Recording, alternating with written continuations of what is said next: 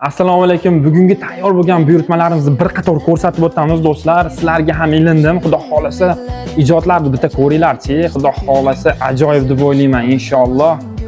Piyolasini qarang, piyolasini. Ichlari oppoqqina, choy quygandan ranglari bilinadi. Akalar, marjon toshli naqshi bo'lgan. Xudo xolasa toshchalarni qaranglar, o'ziga yarasha bezak bo'lib beryapti. Xudo xolasa laganga. Mevali laganimizni ham xudo xolasa chekkasi 40 gulli. Bunda bemalol oshni yeb, suvnerga ilib qo'yishga tayyor qilib qo'yganmiz-ku. Mana ko'ringlar akalar, ikki xil vazifani bajaradi bu. Buyurtmalarimizni qaranglar. Rasm joylangan laganlarning sifatini xudo xolasa podarishni korobkalar bilan birgalikda. Mana shunaqa ideal holatda bo'ladi-da do'stlar. Vidini qaranglar.